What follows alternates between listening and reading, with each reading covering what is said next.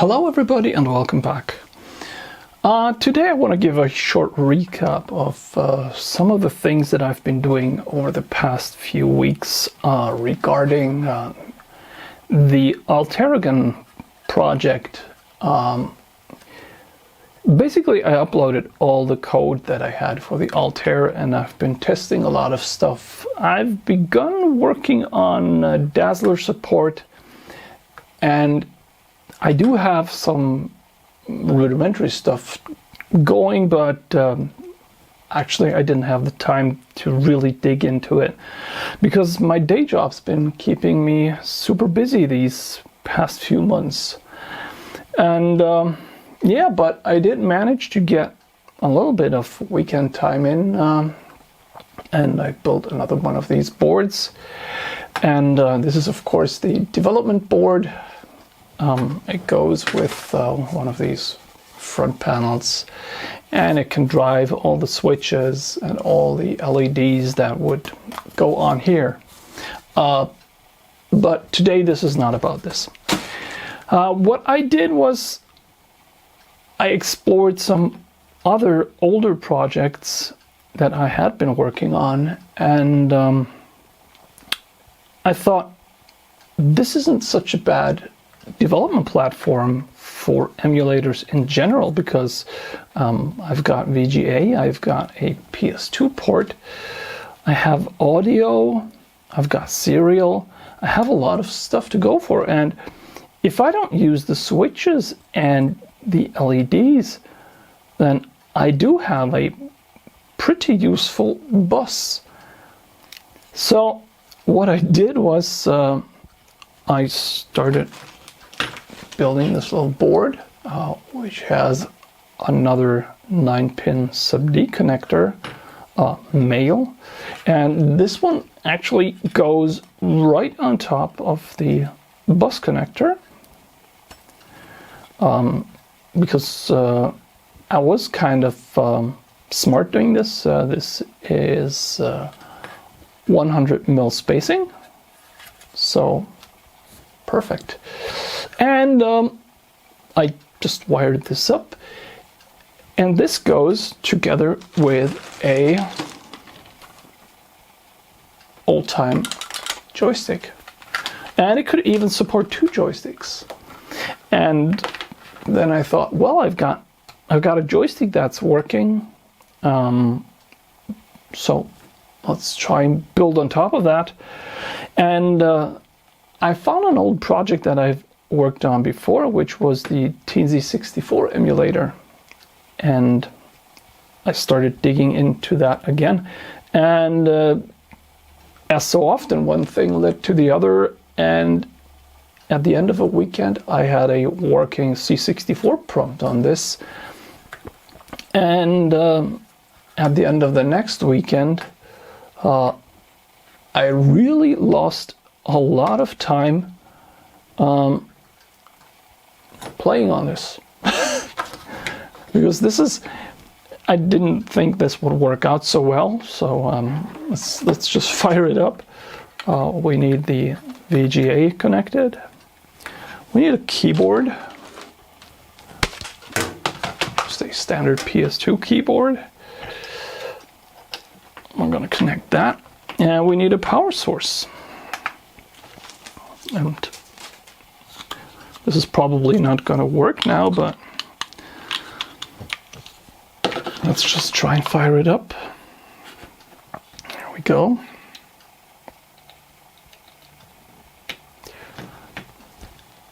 And once we add power, we get our nice C64 prompt, and the keyboard's working too.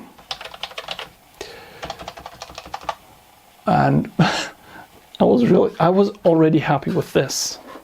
What I didn't get to work was the basic disk support, because that's really complicated, and I'm still looking into adding a 1541 emulator on this, but that is probably going to take some time. We need a speaker. I have a speaker somewhere. Where did I have my speaker? Just a second. Where did the speaker go? Let's use this one.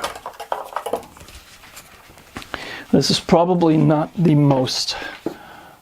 best speaker that I have, but it works really well for development purposes. And let's hook up a speaker too. Where's the? Here's the audio out. Audio out. Okay. So, when I was a kid, my favorite game on the C64 for a long time was Elite.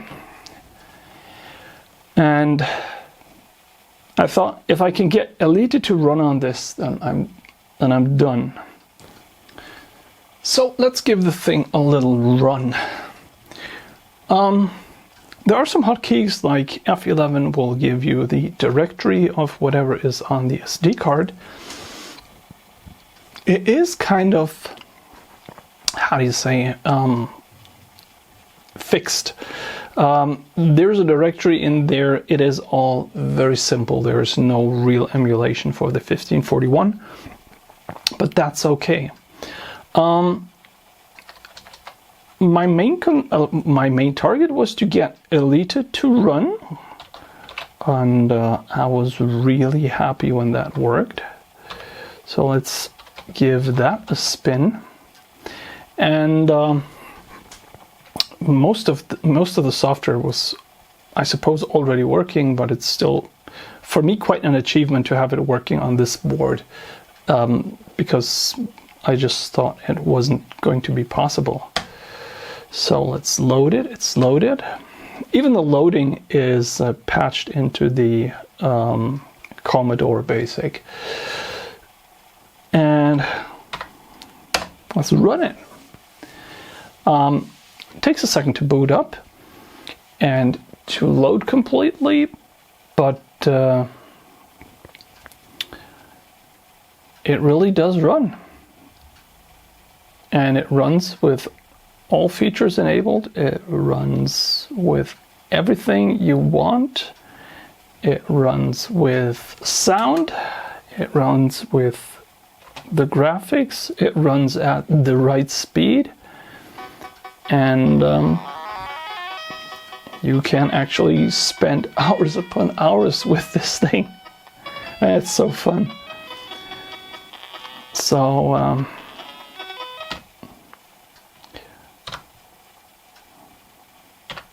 let's start this.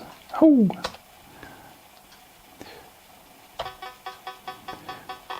So the joystick works. So I have real joystick support. So let's just go flying. And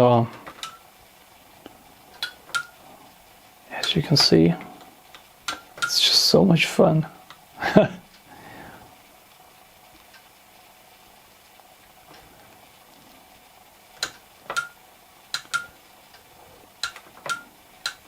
Well, there's another spaceship leaving.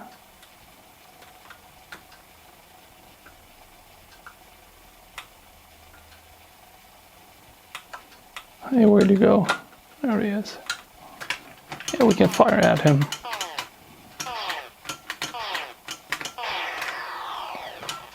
Wow, I didn't think that would have worked.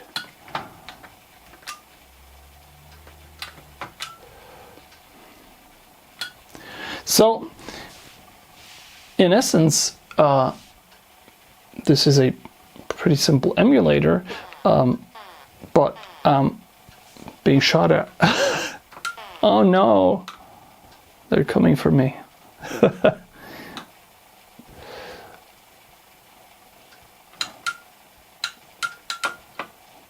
Let's just see if we can dock.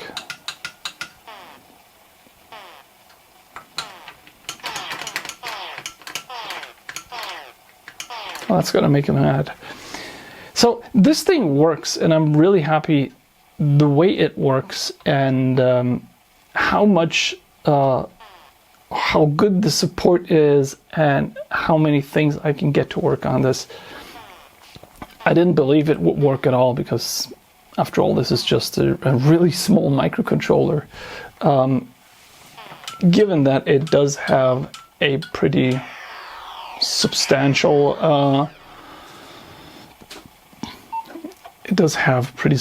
power. So yeah, that is it. The fun thing about this is you can actually reset it. Oops. You can reset it with Control-Alt-Delete, which will, well, apparently not always restart the Commodore 64. Here we go. And yeah, really happy with it. I'm surprised that it was so easy to do.